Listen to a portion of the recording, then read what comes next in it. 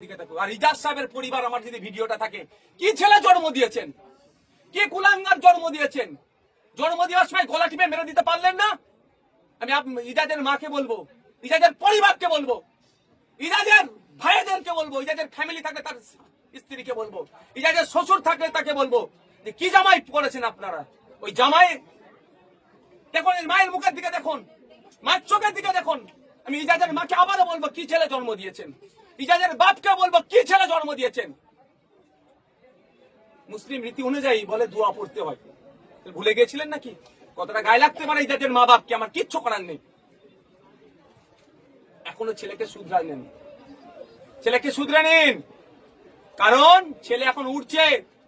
ওই রকম এসপি লেভেলের অফিসারকে জব্দ করে দিচ্ছি আমরা, ডিএসপি লেভেলের অফিসারকে আমরা জব্দ করে দিয়েছি। আর একটা এসআই যদি উড়ে ওড়াটা বন্ধ করতে বলবেন, না হলে বিপদ আছে।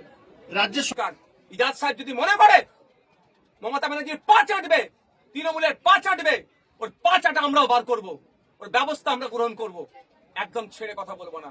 আর ইজাজ সাহেবের আবার পরিবারকে বলছি, কি ছেলে জন্ম দিয়েছেন, কি ছেলে জন্ম দিয়েছেন। একটা মায়ের চোখের পানি বার করেছে অন্যায় ভাবে, এই ছেলে জন্ম হওয়ার পরে ফেলে দিতে পারলেন না, গলা টিপে মেরে দিতে পারলেন না। আমার কথাটা খারাপ লাগতে পারে, আমি এই ধরনের কথা বলি না। আজকে আমি বলতে বাধ্য হচ্ছি, ওই ছেলে এজাজের মাকে বলছি, এজাজের আব্বাকে বলছি, ওই এজাজকে জন্ম দেওয়ার আগে, এই জন্ম দেওয়ার আগে যদি পারতেন কি ব্যবহার করতে সেটা ব্যবহার করতে, তাহলে ওই ছেলে জন্ম হতো না। আর জন্ম হয়ে গেছে, এই ধরনের ছেলে গলা টিপে মেরে দিতে পারলেন না। খারাপ লাগছে যাদের মা বাপকে ভিডিওটা শুনলে, কিছু করার নেই। আমার মা কাঁদছে, আমি সহ্য করতে পারবো না।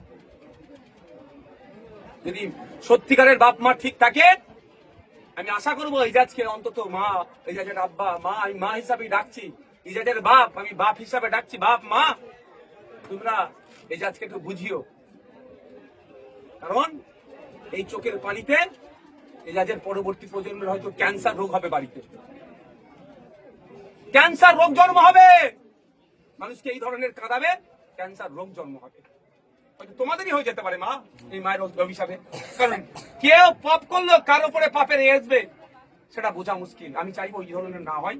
মাকে বলবো, মা তুমি বদদোয়া করো না, অভিশাপ করবে না, এটা আমি অনুরোধ করছি। আইনের মাধ্যমে লড়াই হবে।